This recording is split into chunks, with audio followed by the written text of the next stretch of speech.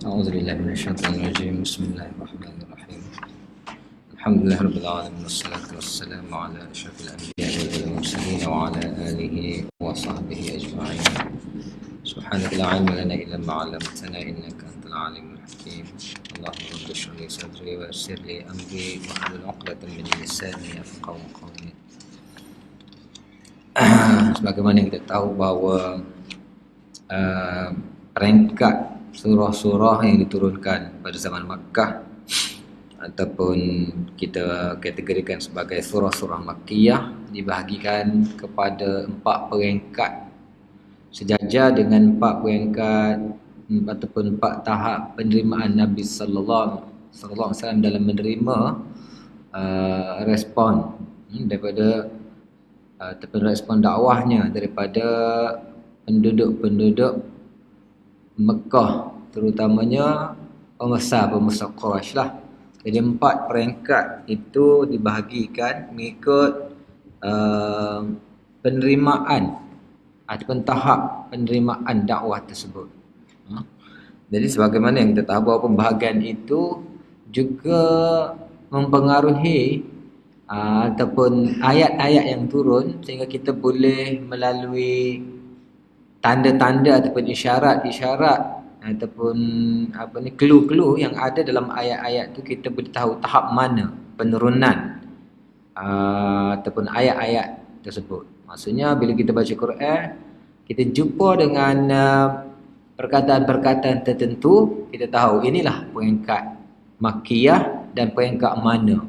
Peringkat ketika yang pertama ketika Nabi SAW mula memperkenalkan Islam secara senyap-senyap, ataupun peringkat kedua apabila sudah peringkat Nabi SAW memulakan dakwahnya secara umum, ataupun peringkat ketiga ketika umatnya ataupun ketika kaum Quraisy sudah menggunakan plan yang lain sebab gagal membendung, kita kata, penularan ataupun membendung dakwah Nabi SAW. Ataupun peringkat keempat ketika mana mereka sudah buntu sehingga terpaksa mencari jalan untuk menyelesaikan riwayat Nabi SAW. Jadi keempat peringkat itu sekarang ini bila kita dah belajar, bila kita dah tahu clue-clue tersebut, kita boleh tahu dengan bacaan Al-Quran kita ini peringkat-peringkatnya. Dan ukuran tersebut adalah melalui sirah, melalui perjalanan hidup Nabi sallallahu alaihi wasallam yang kita terima. Cuma sebagaimana yang kita sebut sebelum ini, sirah-sirah tersebut juga perlu ditapis. Takut-takut termasuk dengan sirah-sirah yang tidak bersih, yang mana kesan daripada sirah-sirah yang tidak bersih yang sebenarnya cuba disuntik ataupun ditanam benihnya oleh musuh adalah untuk memburukkan Islam itu sendiri, sama ada atas nama peribadi Nabi sallallahu alaihi wasallam ataupun mungkin generasi sahabat ataupun mungkin pada syariat itu sendiri. Adalah benda tak kena yang akan bertunas daripada hasil penanaman benih-benih yang tidak bersih tersebut. Jadi hak ni kita kena pastikan bahawa sirah yang kita ambil adalah sirah yang bersih. Dan usaha membersihkan sirah sudah dilakukan. Carilah buku-buku yang membongkar kita kata sirah-sirah yang tidak bersih tersebut. Banyak antaranya yang tersebar dan kita pernah dengar daripada zaman kecil lagi sampai ke besar masih lagi diulang-ulang, tapi sirah itu sirah yang tidak sahih. Kemungkinan kita tak tahu apa konsekuensi dia, apa kesan dia. Tapi apabila kita mengkaji apa sebab kenapa benih-benih itu ditabur, baru kita tahu, ada ini sebab-sebabnya. Sebab itulah melalui pengajian kita kena bersihkan semua itulah. Jadi 4 peringkat kita dah lalu pada peringkat yang ketiga kan. Peringkat ketiga, ini peringkat Nabi SAW telah menerima kita kata tindakan-tindakan agresif lah Nabi dan juga para sahabat, terutamanya sahabat-sahabat yang lemah daripada kaum Quraisy. Sehingga peringkat tekanan yang diberikan kepada mereka sehingga Nabi sallallahu alaihi wasallam sendiri telah dikepung di Syekh bin Bani Hashim, dan keluarga Nabi terlibat, dan sahabat-sahabat yang tak tahan itu sudah berhijrah kan. Jadi semalam kita dah berhenti pada tajuk surah-surah yang diturunkan ketika pendinasan penguasa-penguasa Quraisy terhadap para sahabat berada di kemuncaknya. Ini peringkat kemuncak. Mereka pun dah tak boleh nak tahan lagi. Bila sahabat ni kita kata dah semakin lama semakin diterima ajaran Nabi SAW semakin ramah, dan nampaknya pengaruh itu bukan setakat di Mekah saja, tapi sudah menular keluar ke Habsyah hanya diterima, malah raja sendiri pun terima, dan penduduk sekitarnya Quraisy sedar bahawa orang Madinah pun sudah tertarik, sebab dia tahu ini satu perkembangan yang tidak boleh dibendung. Ini perkembangan didasari oleh kebenaran, ini tidak boleh dibendung. Tak ada, dia habis daya dah cuba untuk membendung. Pelbagai usaha dah tak boleh dah dibendung. Akhirnya mereka menggunakan cara penindasan, dan akhirnya cuba nak bunuh Nabi SAW. Ini peringkat kemuncak lah, Baik, jadi peringkat kemuncak ini turun 11 surah. Jadi pada ketika ini ketegangan yang berlaku kadang-kadang sampai mereka telah berpakat, mereka buat pakatan komplot untuk membunuh Nabi sallallahu alaihi wasallam. Dalam kemuncak ini 2 surah daripada surah Hawamim diturunkan. Surah Hawamim itu maksudnya Hamim kita panggil surah Hawamim. Carta 11 surah pada peringkat ini. Okey. Surah yang ke-34. Ini 11 surah ni, surah pertama surah yang ke-34 surah Sabah turun. Nabi sallallahu alaihi wasallam dituduh sebagai tukang sihir, gila dan pereka Al-Quran. Maksudnya peringkat melabel, menuduh, meletak masih lagi berterusan daripada peringkat kedua sampai ke peringkat ketiga. Masih lagi berterusan. Bermula daripada peringkat kedua lagi sampai ke peringkat ketiga, dan akhirnya peringkat keempat masih lagi teruskan.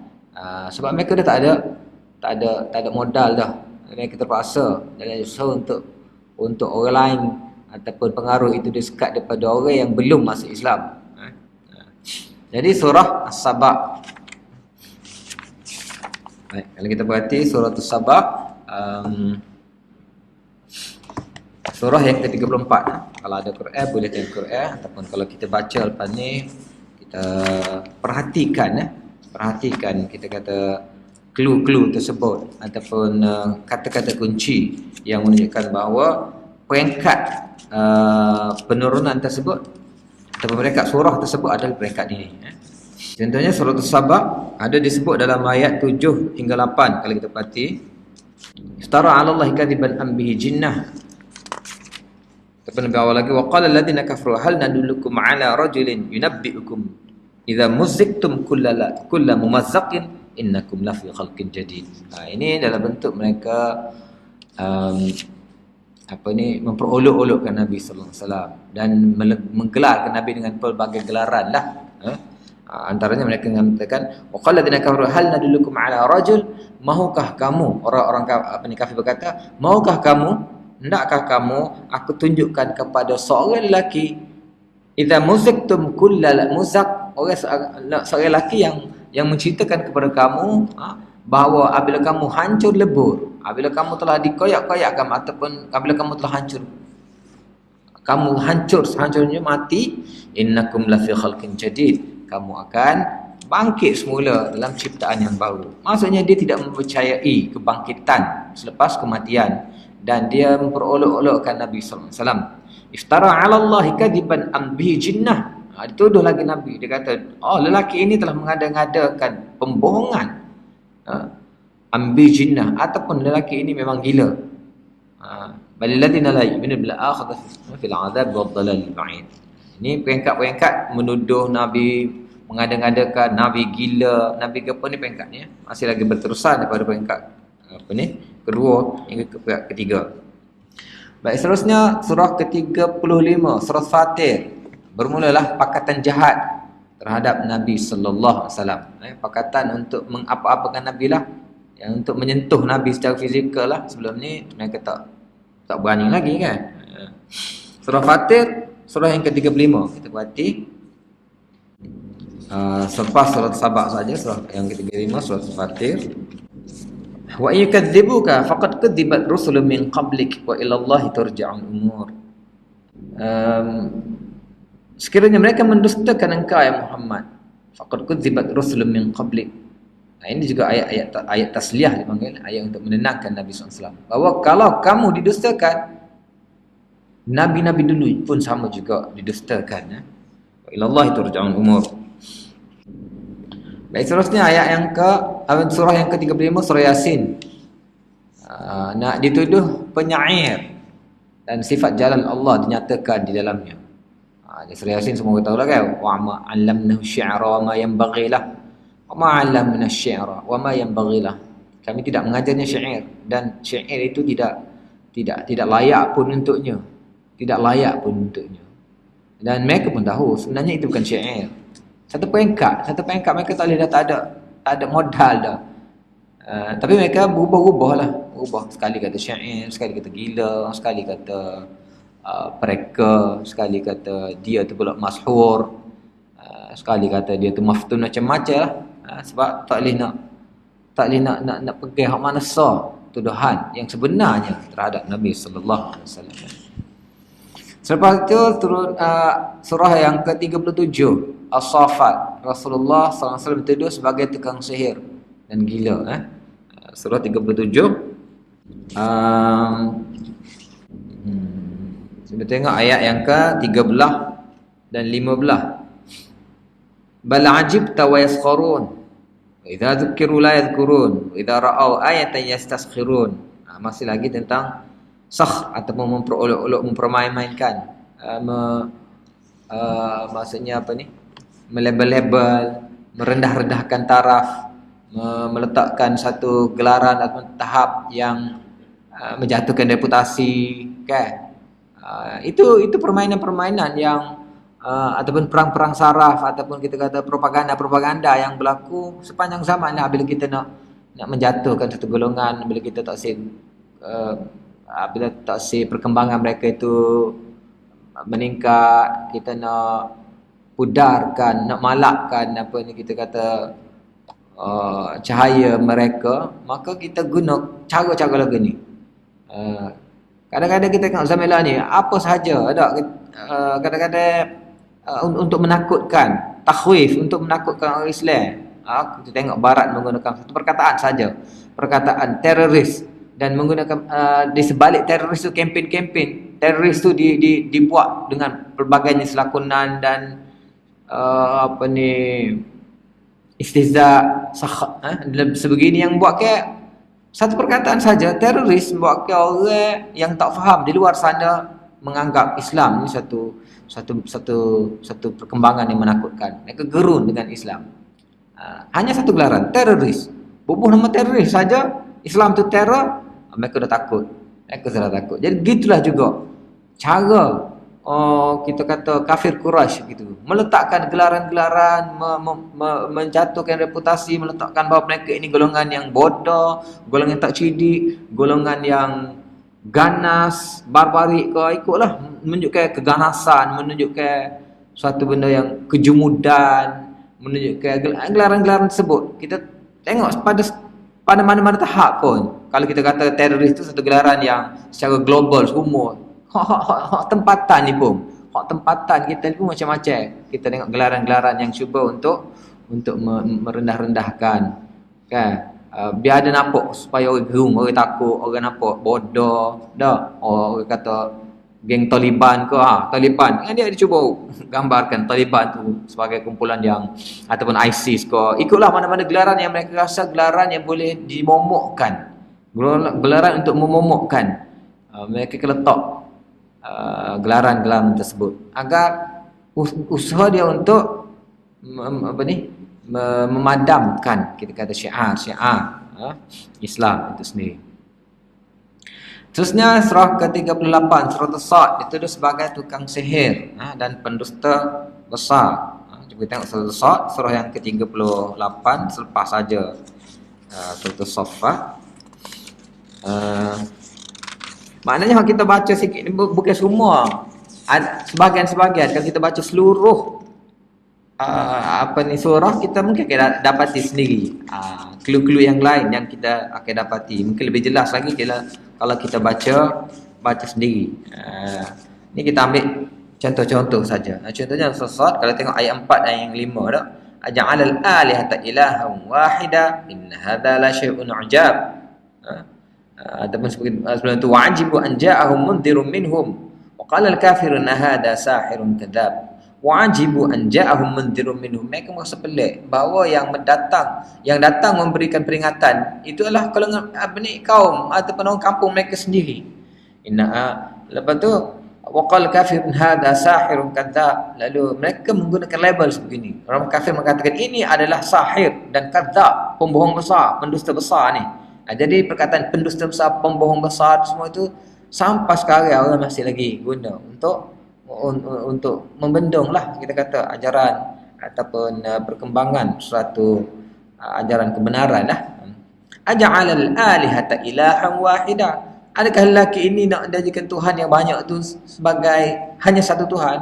Sebab mereka daripada kecil lagi ataupun mereka sudah biasa dengan Tuhan yang ramah. Penerimaan Tuhan-Tuhan yang ramah itu sudah menjadi darah daging mereka. Tiba-tiba mari nak buang semua, nak menjadikan Tuhan hanya satu. Tuhan ini tidak di bawah, di atas, ataupun Tuhan ini tidak di bumi, tetapi di langit sana, ataupun Tuhan ini tidak yang kita nampak, sebaliknya yang tak nampak. Tuhan ini yang tidak berupa, sebaliknya Tuhan itu Tuhan itu tiada rupanya lain daripada yang diterima ataupun yang diimani oleh mereka sebelum ini. Ini peringkat-peringkat itulah, peringkat-peringkat itu. Kita boleh perhati lagi dalam surah Al-Buruj, surah Al-Buruj. Dalam surah Al-Buruj tu ada ancaman kebinasaan kepada kaum kafir Quraisy kerana penindasan dan kekejaman mereka melampaui batas ke atas umat Islam. Jadi dalam surah-surah sebegini, surah-surah yang memberi ancaman-ancaman kepada orang yang membuat zalim, melampaui batas ataupun membuat penindasan, menolak dengan menolak Rasul tanpa, kita katakan tanpa hujah. Ini peringkat-peringkat ni. Peringkat-peringkat ni. Sebab mereka telah melampau, mereka telah melakukan kezaliman. Jadi ayat-ayat Quran yang turun mengancam perbuatan tersebut, yang mengancam ataupun ayat-ayat yang mengecam dan menjanjikan ancaman terhadap kezaliman. Ini peringkat ni. Peringkat ketiga ni. Peringkat ketiga bahagian yang terakhir ni. Contohnya dalam surah Al-Buruj ada cerita tentang ashabul ukhdud. Qutila ashabul ukhdud an-nari dzatul waqud idhum 'alaiha qu'ud wa ma la yaf'aluna ala ma yaf'alun min syurur wa ma naqamu minhum illa an yaqulu dan wa ma naqamu minhum, tidaklah qutila ashabul ukhdud ni cerita tentang ashabul ukhdud yang mana raja mereka telah menyeksa mereka kerana mereka telah menerima Islam, mereka dibakar dalam parit dan semuanya. Dan wa ma naqamu minhum illa an yaqulu amanna. Dan tidaklah mereka diperlakukan sebegitu, dibunuh, dilakukan kezaliman yang melampaui dahsyat melampaui batas tersebut, melainkan kesalahan mereka hanyalah mereka mengatakan kami beriman. Sama juga dengan apa yang dihadapi oleh para sahabat di Mekah. Apa salah mereka? Apa salah mereka yang mereka ditekan, ditindas sehingga peringkat hilang nyawa hanya kerana mereka beriman kepada Allah. Jadi ini ancaman-ancaman sebegini ataupun kecaman-kecaman terhadap perbuatan ni turunnya pada peringkat ni, peringkat ketiga ni, peringkat ketiga ni. Lepas tu surah yang ke-86, surah At-Tariq, ia diturunkan pada zaman berlakunya konspirasi, komplot pakatan jahat untuk membunuh Nabi SAW. Ada surah At-Tariq kita jumpa bahawa mereka telah membuat pakatan, komplot. Innahum yakiduna kaida wa akidu kaida famahhilil kafirin amhilhum ruwaida. Jadi innahum yakiduna kaida. Yakiduna kaida ni perbuatan mereka buat pakatan untuk penindasan yang lebih dahsyat lagi lah. Ini peringkat Allah SWT membongkar bahawa mereka membuat komplot sebegini di peringkat ni juga. Seterusnya surah yang ke-89. Surah Al-Fajr. Firman Allah, inna rabbaka labil mirsad. Sesungguhnya Tuhanmu benar-benar mengawasi, merupakan ancaman kebinasaan daripada Allah terhadap penguasa Quraisy yang zalim. Ni kalau kita tengok surah Al-Fajr ni, peringkat Allah sudah bagi warning. Allah sudah bagi warning terhadap perbuatan mereka yang melampaui batas. Umat Islam sudah tertekan sangat dan Allah bagi warning dah. Bagi warning lagu mana? Dalam surah ni, dalam Al-Fajr kita dapati ayat-ayat ancaman orang yang buat ni seperti mana yang Allah akan buat seperti mana yang telah Allah buat kepada kaum-kaum terdahulu. Alam tara kaifa fa'ala rabbuka bi'ad iram dhatil 'imad alladhi lam yukhlaq mithlaha fil bilad wa thamud alladhina jabu as-sakhra bil wad wa fir'auna dhil awtad alladhina taghaw fil bilad fa'aktharu fiha al-fasad fasabba 'alaihim rabbuka sawta 'adab inna rabbaka labil mirsad. Itu ayat ancaman. Alam tara kaifa fa'ala rabbuka bi'ad. Tidakkah engkau perhatikan Muhammad lagu mana, bagaimana Allah telah lakukan terhadap kaum 'Ad, kaum Iram, kaum Thamud, Fir'aun alladhina taghaw fil bilad, yang melakukan perbuatan keganasan ataupun pelampaui batas di negerinya. Faqtaru fiha al-fasad fasabba 'alaihim rabbuka sawta 'azab. Lalu Allah telah curahkan cemeti azab kepada mereka. Ini ancaman bahawa kaum-kaum ini telah melakukan kezaliman terhadap orang mukmin, kaum 'Ad ke kaum apa yang ataupun kepada para anbiya mereka, kami akan sebat dengan sautu azab. Inna rabbaka labil mirsad. Tuhan engkau hati-hati, engkau memerhatikan. Nah, ayatnya perbuatan mereka itu bukan Allah biarkan, Allah perhatikan. Jadi inna rabbaka labil mirsad ini satu ancaman. Jangan kamu rasa terlepas, kamu sedang diperhatikan. Jadi ayat-ayat sebegini, ayat-ayat ancaman ataupun kecaman terhadap perbuatan mereka kerana kezaliman mereka, seperti mana kezaliman kaum terdahulu. Adalah peringkat Allah nak peringkat orang Islam pun dah tak tahan dah sangat, dan peringkat Allah SWT telah memberi ancaman dengan ancaman sebegini. Seterusnya surah ke-90, surah Al-Balad. Kezaliman terhadap Nabi sudah dianggap halal. Maksudnya pada peringkat ni Nabi sendiri sebagai cucu kepada Abdul Muttalib, anak saudara pada Abdul Talib, bangsawan yang kita kata banyak jasanya terhadap kota Mekah. Nabi sendiri yang dulu ni mereka hanya istihza, senda, memperolok-olok, mereka sudah nak bunuh. Wa anta hillun bihadzal balad, engkau ya Muhammad halal darahmu di negeri ini. Sedangkan al-balad ini, negeri ini negeri aman, negeri yang sepatutnya siapa-siapa masuk akan amanlah dia. Tanah haram ataupun Mekah itu adalah kota suci. Ada orang dakhalahu kana aminan. Kalau siapa yang masuk ke dalam kota suci ini ataupun dalam tanah haram ini akan aman. Tapi engkau sendiri halal darahmu. Ini peringkat itulah mereka yang nak bunuh Nabi. Mereka nak bunuh Nabi sallallahu alaihi wasallam. Dan seterusnya surah Hamim, dua Hawamim tadilah. Hamim, Al-Mu'min, dan satu lagi Hamim As-Sajdah. Kalau kita tengok ada jugalah ancaman-ancaman. Contohnya kita tengok dalam Hamim surah ke-40, ayat 4 ke 4, ayat 4, ayat 5, ayat 21, 22, ayat 31, 33. Cuba kita tengok sini.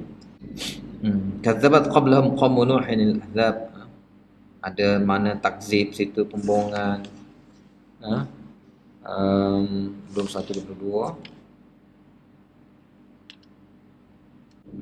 Awalam yasiru fil ard fayanzuru kaifa kana 'aqibatul ladzina kanu min qablihim kanuhum ashaddu minhum quwwah wa atharan fil ard fa akhdhahumullahu bidhunubihim wa ma kana lahum minallahi min waq. Dzalika bi annahum kanat ta'tihim rusuluhum bil bayyinat fakafaru fa akhadhahumullah innahu qawiyyun syadidul iqab. Ayat-ayat lagu ni. Ayat-ayat yang Allah mengatakan, cuba awalam yasiru fil ard, cuba kamu berjalanlah, cuba perhatikan bagaimana akibat orang-orang yang sebelum dari mereka. Yani kanuhum asyadda minhum quwwah. Sedangkan mereka itu kalau dari segi kekuatan, mereka lebih kuat lagi. Mereka lebih maju lagi. Mereka lebih kita kata bertamadun ataupun lebih ni lagi.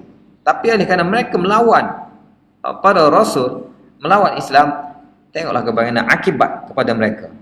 Fa akhadhahumullah bi dhunubihim, lalu Allah mengazab mereka dengan sebab kesalahan-kesalahan mereka. Ataupun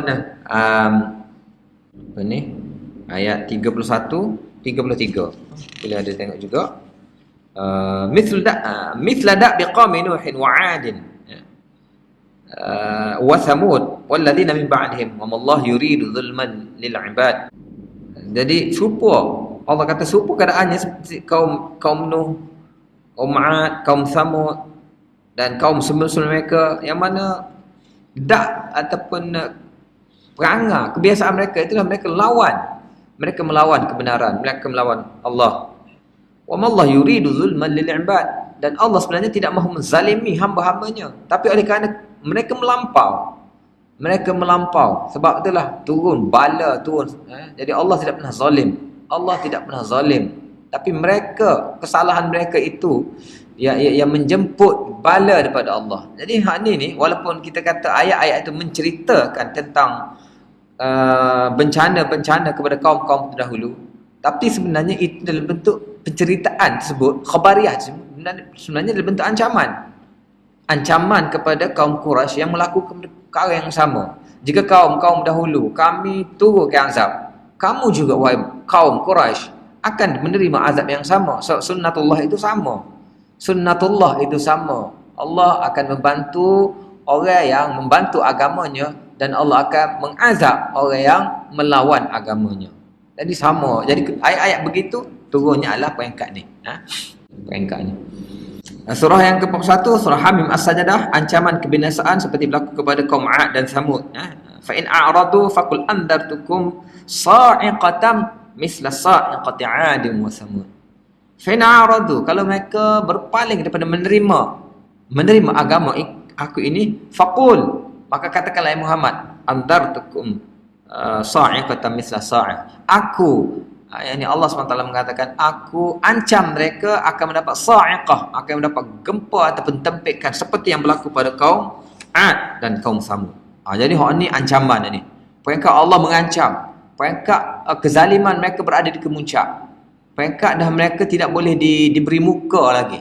Kezaliman yang mereka lakukan itu sudah tidak boleh diberi muka. Apa Allah mengancam mereka dengan ancaman-ancaman sebegini. Maknanya kalau kita baca ayat-ayat yang ada ataupun surah-surah yang ada ayat-ayat sebegini, ayat-ayat Allah ancam seperti kaum 'Ad, kaum Thamud, Allah kecam kezaliman yang teruk seperti Ashabul Ukhdud, ataupun Allah akan berikan balas kejahatan mereka, maka peringkat ni lah peringkat ketiga, peringkat pendinasan sepanjang teruk, ataupun peringkat ketiga yang terakhir nak masuk peringkat keempat. Peringkat ketiga nak masuk ke peringkat keempat. Jadi hak ni peringkat-peringkat tu. Kita boleh tahu daripada clue-clue tersebut, daripada kata-kata kunci tersebut, bahawa dari segi penurunan daripada tarikh turunnya ayat tersebut ataupun surah tersebut adalah peringkat Mekah, peringkat tu. Apa peringkat tu? Peringkat tahun 6 ke 10 Hijrah. 10 kenabian. Peringkat daripada tahun 6 ke tahun 10. Sebab masuk tahun 11, 12 tu, 13 tu fasa yang lain. Itu fasa yang lain.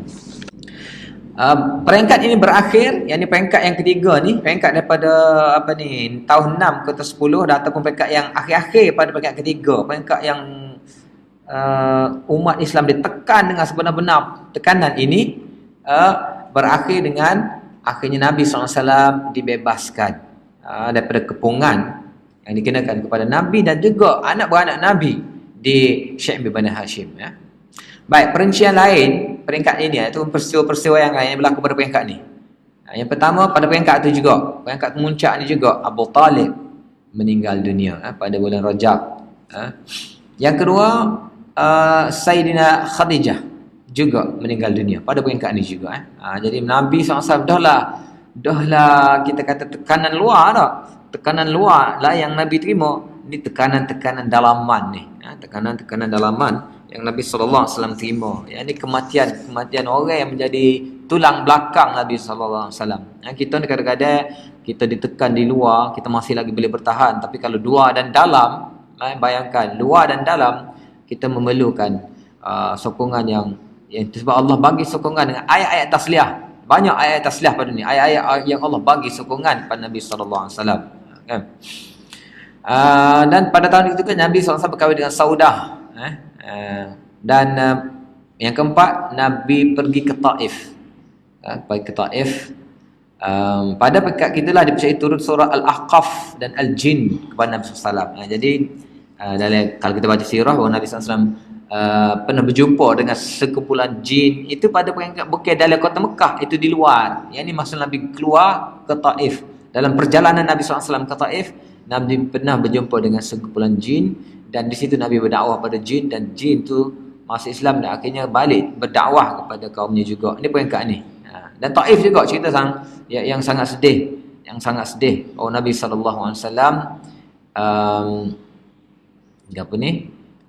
menerima satu, ialah bukan setakat orang Mekah, orang Taif. Dan kemungkinan juga orang Taif ni dah termakan dah.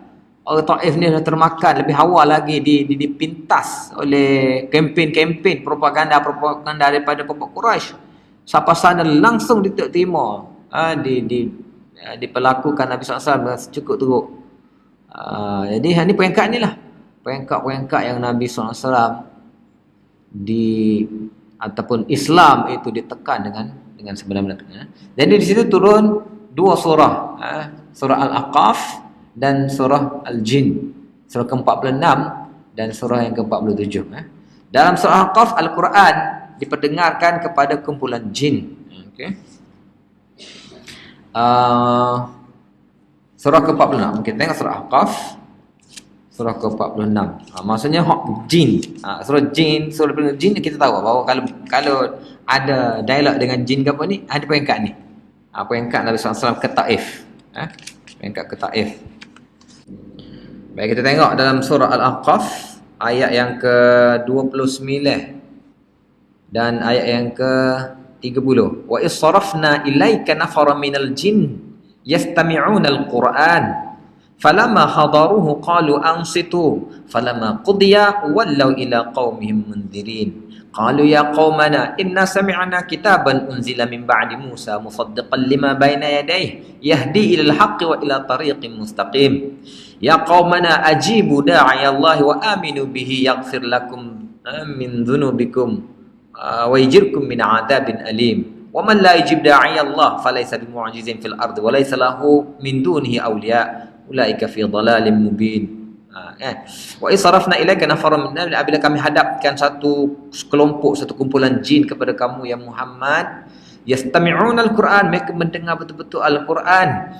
Falamma hadaruhu qalu ansitu, apabila menghadiri bacaan kamu, datang berkerumun mendengar bacaan Al-Quran kamu, qalu ansitu, lalu mereka berkata kepada yang lain, ansit, diam, diamlah kalian, dengar betul-betul lah. Falamma qudiya, apabila mereka dengar Quran tersebut, apabila selesai bacaan Quran, wallau ila qaumihim munzirin, mereka terus pulang kepada kaum mereka dan bagi ancaman. Qalu ya qaumana inna sami'na kitaban unzila min ba'di Musa, wahai kaum kita, inna sami'na kitaban, kami yakni kumpulan jin tu, kami telah mendengar satu kitab unzila min ba'di Musa, yang diturunkan selepas Musa, musaddiqan lima baina yadayhi, yang membenarkan Musa. Jadi jin ni kemungkinan dia mendengar, dia berroyak pernah dengar apa ini selepas Nabi Musa, ini yang kitab kita kenal. Maksudnya dia ni kemungkinan juga masih lagi, sebab kita tahu jin ada lama dia punya tempo ataupun umur dia, mungkin dia pernah sempat dengan zaman Nabi Musa. Dia boleh royak apa lepas Nabi Musa ni, kitab yang kita dengar ada kitab yang membenarkan Nabi Musa, yahdi ilal haqq wa ila wa ila tariqi mustaqim. Mana kitab ini, kitab yang baru kami dengar ni, kitab baru ni, dia mengajak kepada kebenaran dan kepada jalan yang lurus.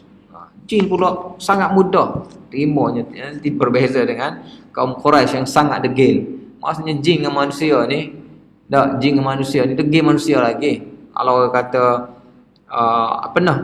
biasa kita dengar sejahat-jahat ataupun sebaik-baik jin adalah sejahat-jahat manusia. Itu tak betul. Kalaulah sejahat-jahat manusia, siapa sejahat-jahat manusia? Kita nak tak siapa sejahat-jahat manusia.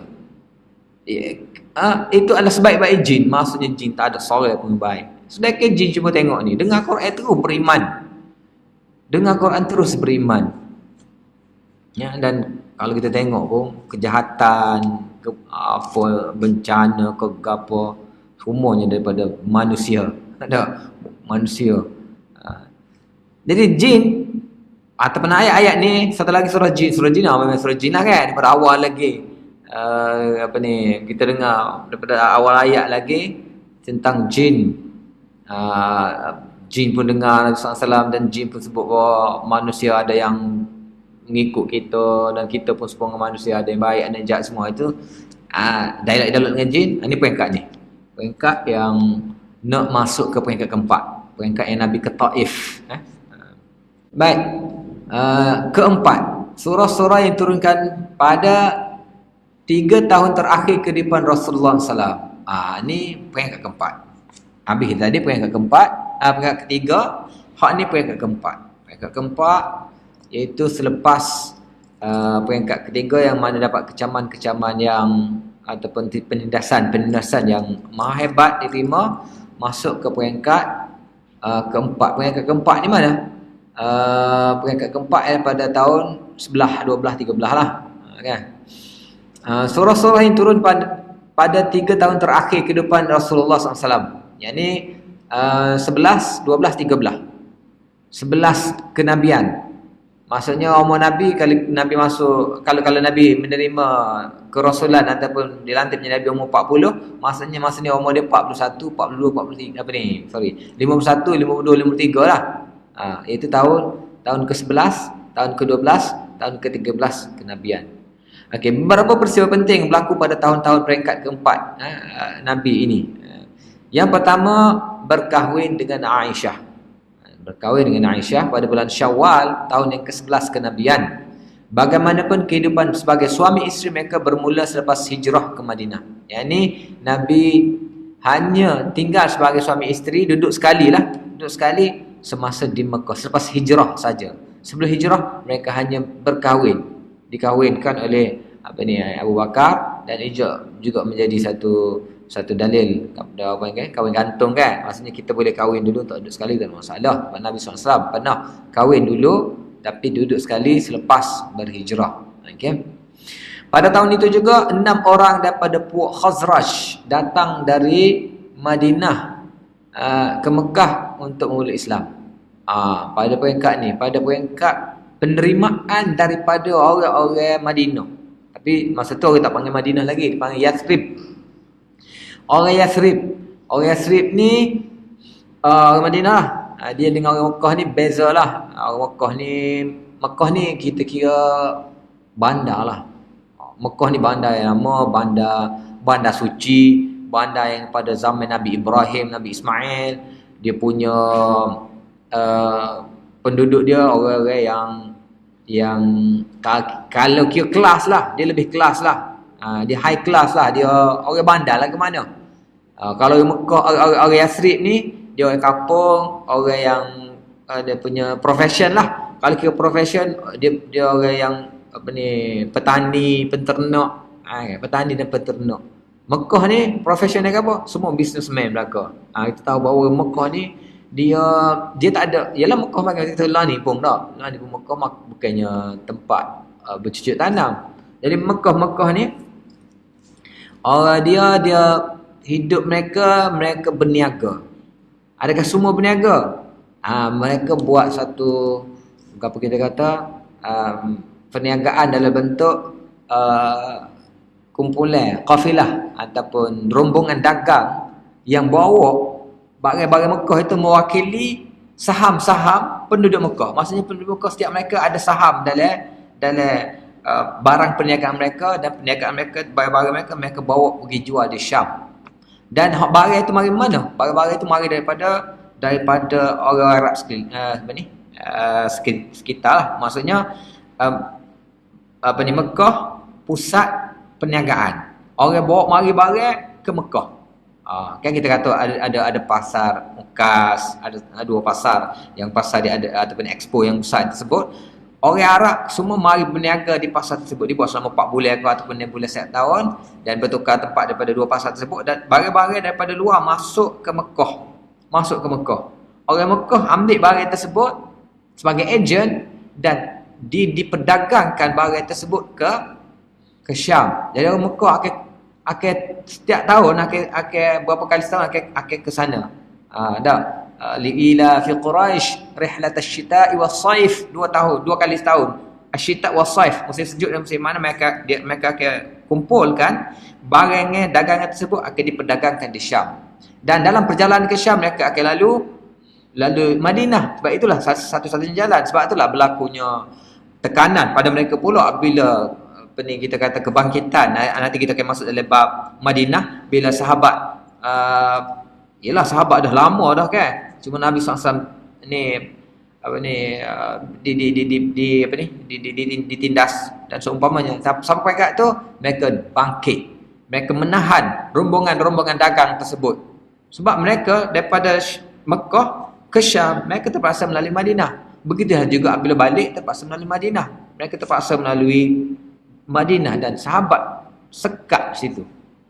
Jadi bila mereka bawa perniagaan mereka di Madinah, di Syam, bila mereka perdagangkan, bila jual modal tersebut, mereka akan beli pula barang dagangan Syam pula balik jual di Mekah, dan orang sekitar Mekah mari pula. Maksudnya ekspor import lah.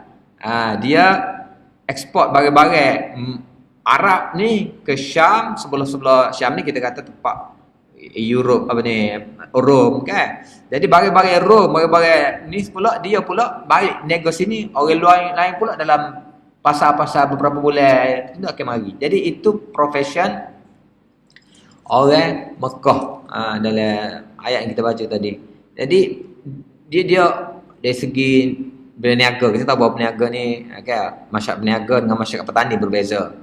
Lepas tu bahasa dia, bahasa Quraisy, bahasa standard, bahasa ni dia tak serupa. Dia tak serupa.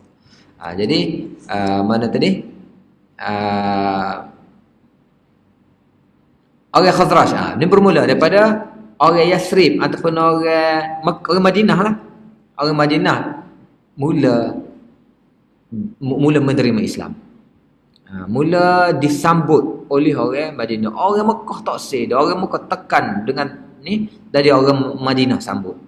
Jadi pangkat pertama ada 6 orang daripada Khazraj datang ke Madinah memeluk Islam pada 1 Zulhijjah. Yang ni Zulhijjah ni boleh haji lah. Sebab masa tu haji tengah dibuat. Setiap bulan Zulhijjah orang luar daripada Mekah mari buat haji. Haji dijalankan. Cuma masa tu haji tak bersih lah, macam-macam benda lah haji.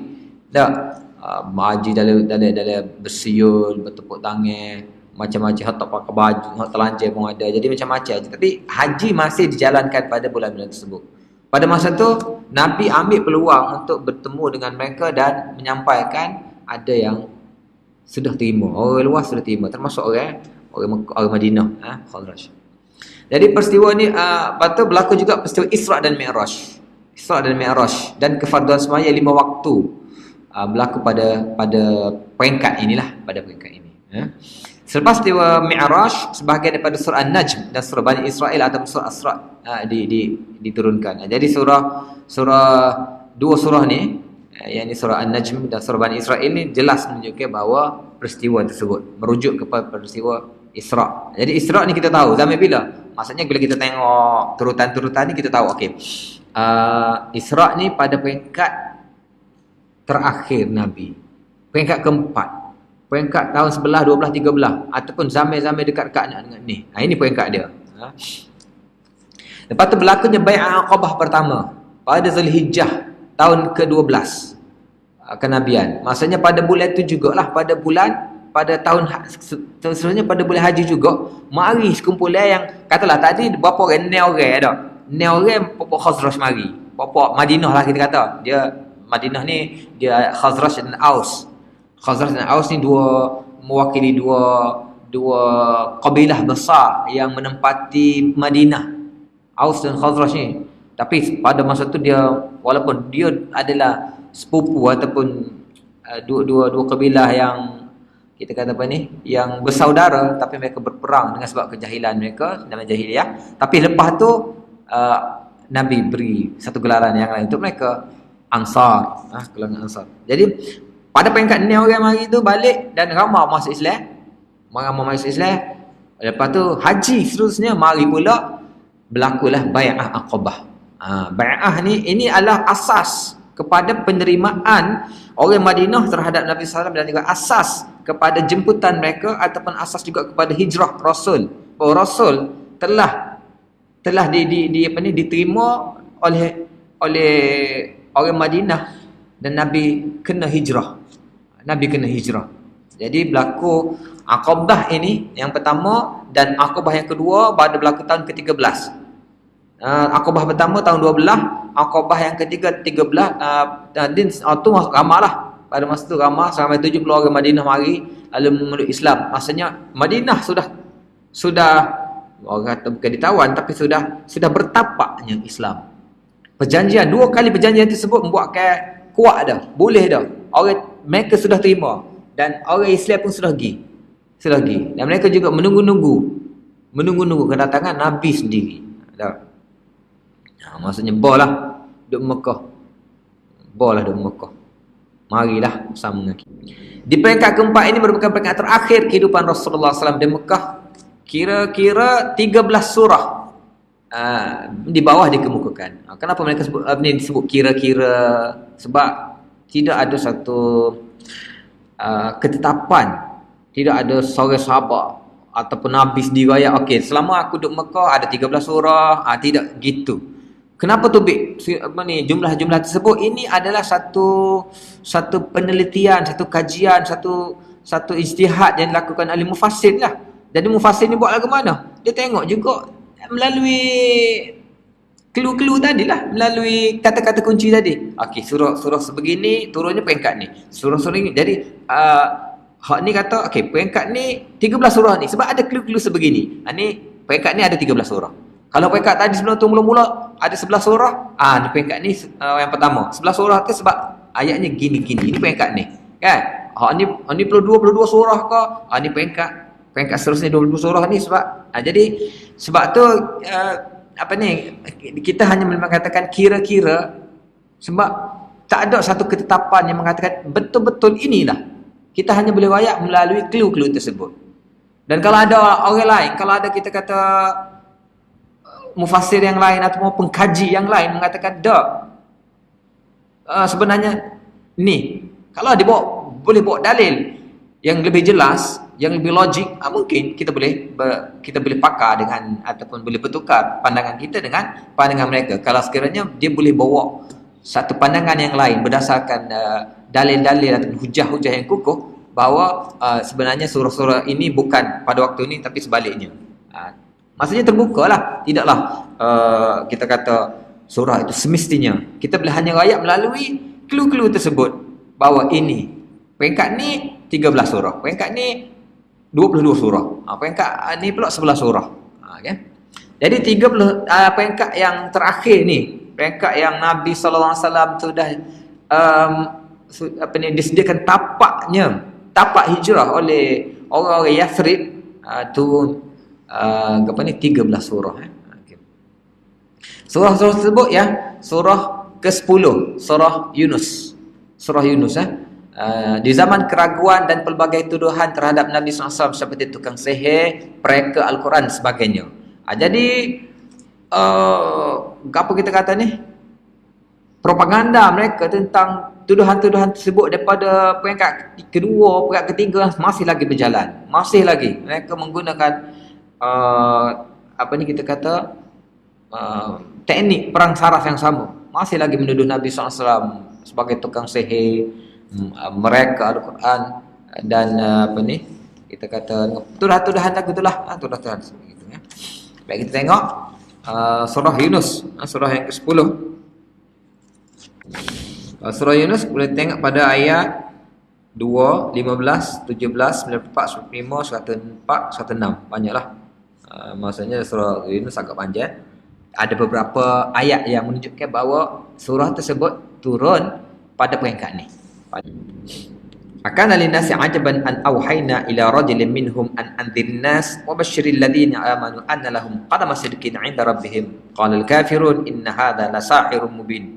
Sini ada akana nas ajaban an auhayna ila rajulin minhum. Ni jelaslah peringkat Madinah, peringkat Mekah lah ni. Peringkat Mekah lah ni. Mereka tak terima. Lepas tu inna hadha la sahirun mubin. Sahirun mubin tu pun jelaslah itu peringkat Mekah. Sebab Madinah tak terima dah benda-benda gini. Tak. 15, 17. Wa idza tutla 'alaihim ayatuna bayyinat qala alladhina la yarjuna liqa'ana bi Qur'anin ghairi hadha aw baddilhu. Qul ma yakunu li an ubaddilahu min tilqa'i nafsi in attabi'u illa ma yuha ilayya inni akhaf in 'asaitu rabbi 'adzabin 'adzim. Wa idza tutla 'alaihim ayatuna bayyinat, apabila ayat-ayat kami dibacakan kepada mereka, yakni kepada penduduk Mekah, qala alladziina la yarjuna liqa'ana, berkata orang-orang yang tidak mengharapkan ataupun tak percaya dengan pertemuan dengan kami, bi Qur'anin ghairi hadha. Pelik ni, permintaan ni pelik lagi ni lah. Bila kita baca dia kata bawa lain, bawa Quran lain. Au badilhu, ataupun tukarkan ayatnya pada ayat yang lain. Kan? Maksudnya tak terima Quran tu, suruh bawa Quran lain ataupun tukar ayat tu pada tukar lain. Tukar edit orang kata pun, maksudnya tasih menerima sebab ayat-ayat Quran itu tentang ketauhidan, dan juga selain daripada ayat-ayat itu mengajak kepada meninggalkan syirik, juga mengecam ataupun membongkarkan kita kata kerenah-kerenah golongan-golongan pembesar-pembesar mereka, sikap-sikap penindasan mereka, sikap-sikap ataupun ayat-ayat yang betul ke ayat-ayat membetulkan agar masyarakat hidup dengan harmoni, dengan apa ni, meninggalkan sikap-sikap buruk yang biasanya diamalkan oleh pembesar-pembesar mereka. Jadi dia tak dengar ayat-ayat begitu. Jadi hal ni peringkat mestilah peringkat Mekah lah. Peringkat Mekah dan peringkat mana? Peringkat itulah. Boleh tengok sedikitlah. Dan seterusnya surah ke-11, surah Hud, juga diturunkan pada zaman keraguan dan pelbagai tuduhan kepada Nabi sallallahu alaihi wasallam. Kalau kita baca berlaku pun saya tak ada. Boleh tengok sendirilah. Surah Hud. Kalau surah Hud tengok ayat 112, 113, ayat 12 dan ayat ke-14. Okey. Selepas tu turun surah Yusuf. Perancangan sedang dibuat untuk menghalau Rasulullah SAW dari bumi Mekah. Jadi sini rancang untuk sama ada bunuh ataupun halau, tak ada dalam surah Yusuf. Dia tak ayat jelas bahawa kafir menghalau engkau ke apa, tak. Tapi penceritaan tersebut menceritakan, surah Yusuf adalah satu surah cerita, dan cerita Quran gambarkan sebagai cerita terbaik, ahsanal qasas, kan. Jadi dalam cerita tu lagu mana bila Nabi Yusuf bermimpi riwayat kepada ayah dia Yaqub, ayah kata jangan ceritakan, la taqsus ruyaka ala ikhwatik, jangan tak payah cerita. Sebab apa? Fayaqidulah kekaidah, kan. Sebab mereka ditahu anak-anak dia, mereka akan boleh terima benda ni. Mereka akan mungkin cemburu ke apa. Dan akhirnya betul, mereka tak boleh terima bahawa Nabi Yusuf ada kelebihan tersendiri, dan mereka nak usir Nabi Yusuf, nak buang Nabi Yusuf dari situ. Satu peringkat mereka buat perancangan jahat pakak adik-beradik ni pakak untuk bunuh ataupun halau. Mereka buat perancangan, uqtulu Yusuf aw itrahuhu ardan yakhlu wajhu abikum wa takun ba'dakum. Uqtulu Yusuf, ada satu peringkat, ada antara adik-beradik kata kita tak payah kecap banyak, kita bunuh saja Yusuf. Aw itrahuhu, ataupun paling tidak pun utruhu, kita buang dia. Buang. Jadi pakatan itu memang mereka buat sungguh. Sehingga akhirnya Yusuf, yalah kita baca surah Yusuf bagaimana akhirnya Yusuf terbuang dan kesedihan yang melanda kepada ayahnya Nabi Yaqub. Akhirnya kali mereka berjumpa dan akhir sekali apabila Nabi Yusuf telah buat sesuatu apa kita kata hilah, sehingga mereka terpaksa datang semula kepada Yusuf selepas Nabi Yusuf pegang Bunyamin, dan akhirnya bila terbongkar bahawa Al-Aziz ada Yusuf, qalu innaka la anta Yusuf, qala ana Yusuf wa hadha akhi qad manna Allahu alaina, dan seterusnya. Tapi setelah mereka mengaku salah mereka tu, Yusuf kata la tasriba alaikum al-yawm yaghfirullahu lakum. Ayat yang sama juga dibaca oleh Nabi sallallahu alaihi wasallam ketika Nabi membuka kota Mekah, dan sehingga mereka minta maaf mari jumpa dengan Nabi. Nabi kata la tasriba alaikum al-yawm yaghfirullahu lakum wa huwa arhamur rahimin. Cerita Nabi Yusuf adalah cerita perjalanan Nabi sallallahu alaihi wasallam juga. Jadi cerita ni komplot, mereka nak menghalau Nabi dibongkarkan dalam penceritaan Nabi Yusuf. Orang yang tak nampak, orang yang nampak mungkin sudah nampak kau kan. Jadi hint begitu ataupun clue begitu. Dan kita pula baca, kita tahu bahawa ni peringkat nak kenapa cerita Nabi Yusuf diceritakan dengan detail begini. Satu surah Yusuf adalah ada kesesuaiannya dengan perjalanan hidup Nabi sallallahu alaihi wasallam. Dan peringkat mana? Peringkat ni lah. Peringkat ni. Okey. Baik, seterusnya surah Ar-Ra'd. Pelbagai komplot dan pakatan jahat. Masih lagi tentang ni, kalau tengok sendiri mungkin masa pun tidak ni. Kita tengok, cuba tengoklah surah Ar-Ra'd ayat 31, 38, 42, 43. Selepas tu surah ke-14 surah Ibrahim, komplot dan pakatan jahat juga. Kalau tengok sendiri dalam surah Ibrahim ayat 13, ayat 14, ayat 44, ayat 47.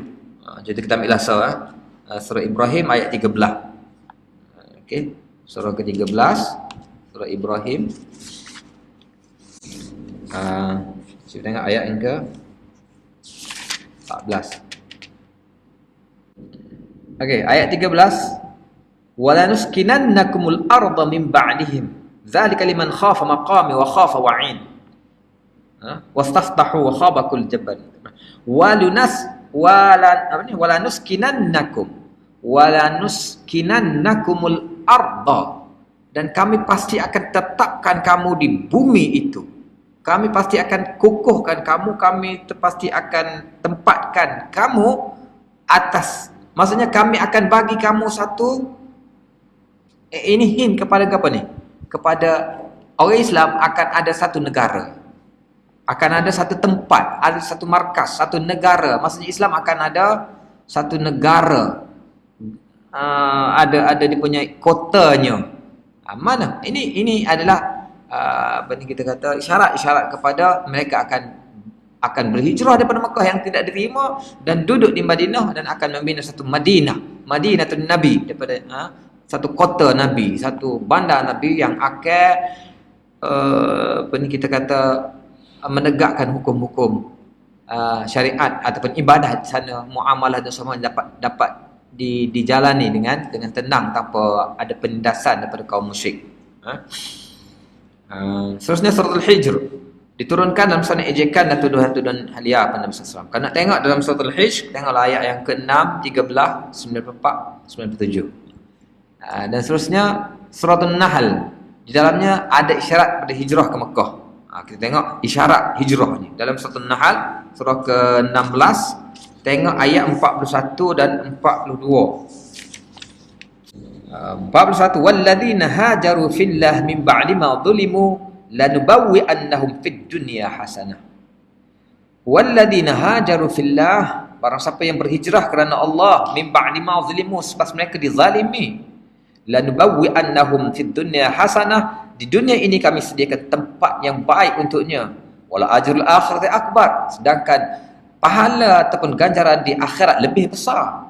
Law kanu ya'lamun alladziina sabaru, orang yang bertahan, bersabar ala rabbihim, menghadapi tentangan kerana berada di atas jalan Tuhannya, ataupun ala rabbihim yatawakkalun, dan mereka bertawakal. Jadi ini sudah ada clue-clue, hint-hint kepada hijrah. Walhal ayat ini turunnya di Mekah.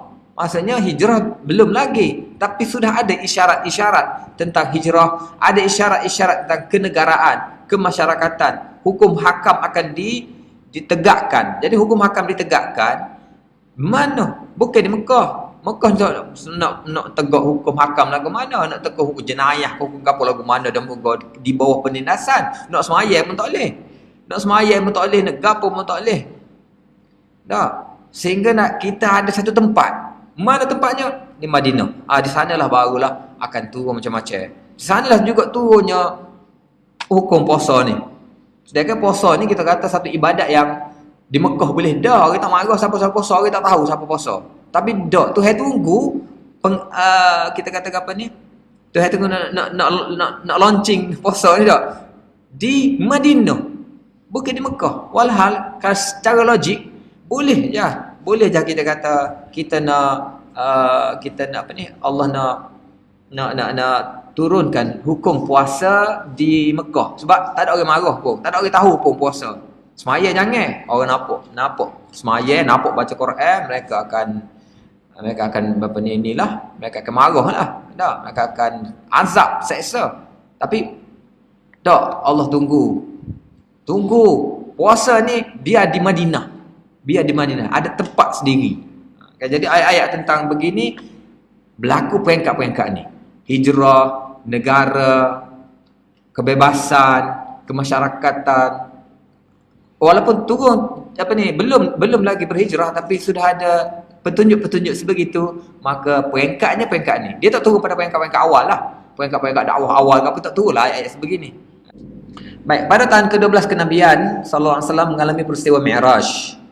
Pada tahun itu dipercayai dua surah disebut menyebut tentang peristiwa tersebut. Okey, di dalam surah Isra Nabi sallallahu alaihi wasallam diajar doa hijrah. Dalam perjalanan baginda ke Mekah dan Palestin untuk Mi'raj ke langit itu ditayangkan kepada baginda Madinah yang akan menjadi tempat penghijrahan mereka. Sudah ada dah clue-clue begini. Dalam Isra tu Allah tunjuk dah Madinah. Ini bandar kamu, tempat yang akan kamu tegakkan hukum-hukum Islam. Jadi dua surah tersebut yang ada cerita tentang Isra. Dua surah. Surah Isra sendiri, surah tu pun nama surah Isra kan. Dan satu lagi surah An-Najmi. Perinciannya surah Isra selain apa yang berlaku pada malam Isra Mi'raj, dapat juga isyarat tentang penubuhan negara Islam Madinah. Surah An-Najmi peristiwa di malam Mi'raj dikemukakan di permulaan surah tersebut. Baik, kalau surah Isra jelas nama surah. Subhanalladzi asra bi'abdihi. Asra tu maksudnya Isra lah. Tetapi surah An-Najmi yang mana? Najmi Mi'raj. Isra-nya adalah surah Isra, tak disebut Mi'raj. Kalau kita baca surah Isra Subhanalladzi asra bi'abdihi lailan minal masjidil haram ilal masjidil aqsa alladzi barakna haulahu. Lepas tu a'raja ilal sama', tak ada summa a'rajahu ilal sama' kan? Tak ada. Jadi Isra. Sebab itulah ada khilaf pendapat yang mengatakan kalau ada orang tak menerima Mi'raj tidak kafir. Sebab apa? Sebab tak ada jelas dalam Quran. Jelasnya Isra. Isra tak boleh. Siapa yang menolak Isra tak boleh, sebab jelas subhanalladzi asra bi'abdi lailan minal masjidil haram ilal masjidil aqsa. Jelas. Subhanalladzi, maksudnya Allah yang telah mengisrakan, yang memperjalan malamkan nabinya daripada Masjidil Haram ke Masjid Aqsa. Tapi yang mengangkat naik ke atas, memi'rajkannya, summa a'radahu ila sama', tak ada yang Quran. Jadi ada yang kata, ada orang tolak. Tak ada. Ada yang mengatakan mi'raj itu hanya mimpi ataupun tidak dengan yaqazah lah, tidak dengan body tetapi dengan mimpi. Dalam surah An-Najmi ada Mi'rajnya di sana, Isra-nya di surah Al-Isra, Mi'rajnya di surah An-Najmi. Dan awal surah An-Najmi, kata An-Najmi idza hawa ma dhalla sahibukum wa ma yantiqu 'anil hawa, sampai kepada ayat wa laqad ra'ahu nazlatan ukhra. Dan walaqad ra'ahu nazlatan ukhra. Sungguhnya dia melihat. Kalau kita baca daripada tadilah apa ni, wan najmi idza hawa ma dhalla sahibukum wa ma ghawa ma yantiqu 'anil hawa in huwa illa wahyuha 'allamahu shadidul quwa. Dzu mirah tu 'allamahu shadidul quwa, siapa? Jibril. Lepas tu siapa apa yang kat? Walaqad ra'ahu. Laqad ra'ahu. Sungguhnya dia Muhammad melihatnya pula. Nazlatan ukhra. Melihatnya pula. Bila ukhra tu? Walaqad ra'ahu inda sidratil muntaha. Melihatnya di sidrah al-muntaha. Jadi melihat siapa dia tu? Melihat syadidul quwa tadilah. Melihat Jibril pula. Sebab apa? Sebab Nabi pernah lihat dah Jibril semasa di Gua Hira. Kan? Lepas tu bila dia naik sana lihat pula. Kita kata tidak, yang jemput dia tu Jibril juga naik burak ke apa. Hak tu Jibril bukan dalam rupa yang Jibril yang asal. Hak ni rupa Jibril. So, Nabi pernah lihat rupa Jibril semasa ayat Mudassir, yang kita tengok sirah kan. Hak ni dia tengok pula dalam rupa yang asal. Mana tu? Inda sidratil muntaha. Di sidrah al-muntaha. Maksudnya mana sidrah muntaha? Atas sana. Indah jannatul ma'wa. Kalau kita kata takut sidratul muntaha tu, sidrah ni maksudnya pokok apa ni? Pokok bidara dah. Takut bidara mana-mana, takut di Taif ke mana, bukan. Sebab indah jannatul ma'wa. Di sana maksudnya Mi'rajnya ada. Dalam Quran Isra-nya ada, ni ayatnya, Mi'rajnya ada, ni ayatnya. Biar kita tahu. Okey. 4 surah yang dipercayai turun pada tahun 13 kenabian ya. Yang ni ketika dekat-dekat hijrah ni, dekat-dekat hijrah. Ya. Itu surah Hamim Asy-Syura, surah Hamim Zukhruf, surah Al-An'am, surah Al-A'raf.